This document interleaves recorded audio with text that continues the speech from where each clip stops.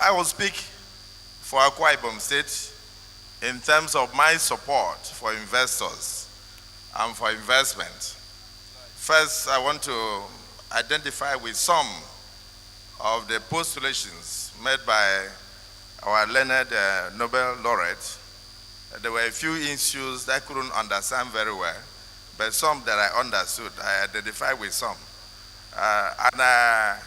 I think on the whole that we are attempting in this summit to talk about economic integration of the South-South region, whilst we leave Nigeria the way it is in terms of the various geopolitical zones. We are not talking about cutting off from Nigeria. We are part and parcel of Nigeria, but we are looking at how we can integrate our entire region in a way that will be much more beneficial to our people.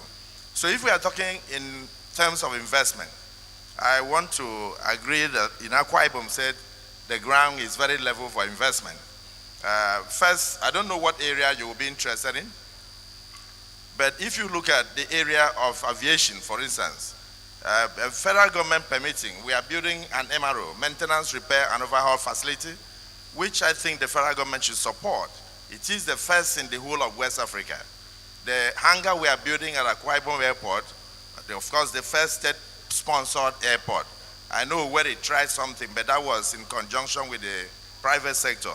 This one is the first 100% privately owned state airport, and it has the longest runway in Nigeria today, and it has about 3.6 expandable to 4.2 kilometers of runway that can carry A380 plane for Nigeria. And there is no single hangar in the whole of West Africa.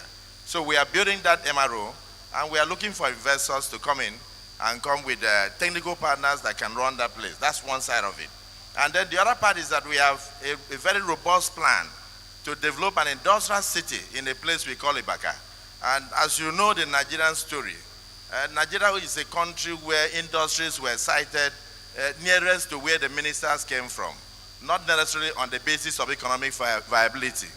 And so we may have one or two ports that were built by the federal government, which may not be very viable. But right in Ibaka, in Akwa Ibom State, you have a shoreline and a natural seaport for a deep seaport of about 15 to 17 meters of drought without dredging. It was recommended for a port in 1963. But you know, being a minority area, there was nobody to push it. The Nigerian Port Authority now is trying to work with me to convince the current federal government of the need to establish a deep sea port in that place.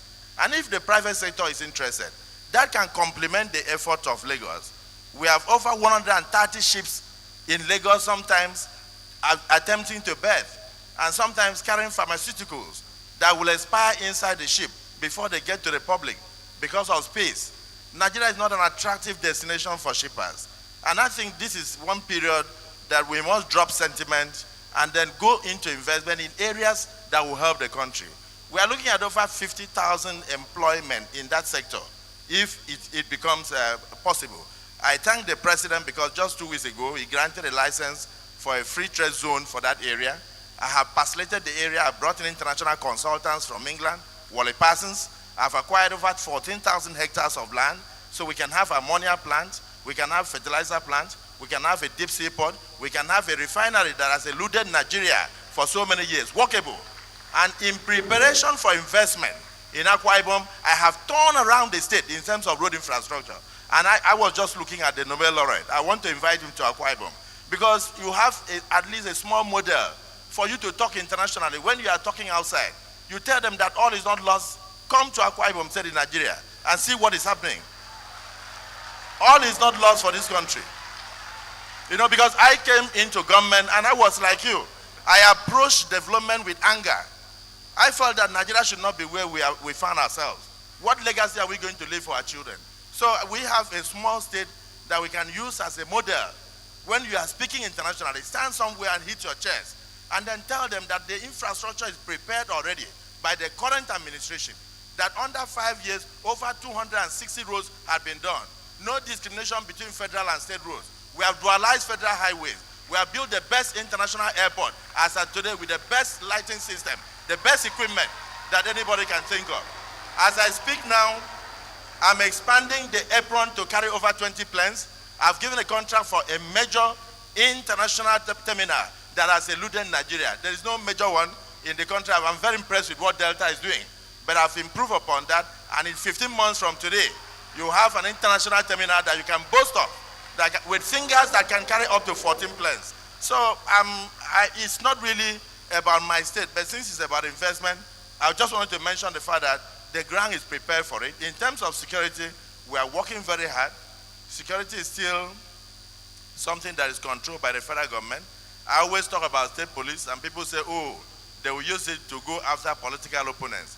But I think the situation where governments, even at local governments, are now trying to look for talks to assist in maintaining security calls for a rethink on the issue of state police. I think it calls for a rethink on the issue of state police.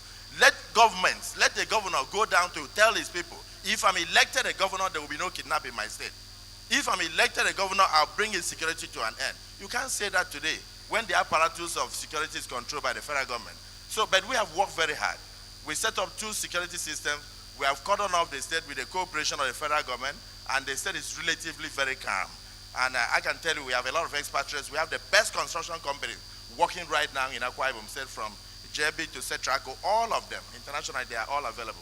So educationally, we have also prepared our people. I have 241 Akwa Ibom children today studying aviation, avionics, and all that in various places all over the world, from Canada to United States of America. Education is a key issue in my state. And many of you, of course, most of you are not from Niger Delta, will know that within the Niger Delta, my state used to be an industry for houseboys and house helps. And so I decided to tackle that issue. I declared free and compulsory education up to senior secondary school level. And I revamped in totality the dilapidated infrastructure I found on ground. So today, I did not declare it only for Akwa Ibom children, no cheats. The free education in Akwa Ibom is for all Nigerian children resident in Akwa Ibom State. Because I believe we can use education to fight the insecurity in the country today. And I tell my people, don't mind the extra expenditure. If you develop your children educationally and you don't educate your neighbors, you are preparing armed robbers to attack your graduate children. So today I have over 1.39 million children in the primary school alone. So we are ready for any set of investment that you may wish to bring to Akwa Ibom. And of course, outside the aviation industry, I've talked about petrochemical industry. We are also oil producing. Most of our oil is offshore, and the shoreline is ready now for you. I have prepared the routes, and every area is well linked with the best tarred road, not politically tarred roads, where after 4 years, the road will start smiling. I'm talking of roads. I changed the configuration of road construction. I'm inviting you to Akwa Ibom. I changed the configuration of road construction, not politically tarred road, where after 4 years, the road will start smiling. So these are the things that I've done. And I don't want to speak much, but I just want to encourage this summit. And I've mentioned the fact that we will give you tax rebate where the tax is a state tax. We will also invest in any venture you come in. I brought in a former Minister of Commerce as a special advisor on industrialization, Chief Sena Sokwana. And I set up 20 billion as seed fund in this year's budget to assist the private sector. I'm prepared to take equity participation in any venture you bring to Akwa Ibom, and I'm discussing. The state is ready for you.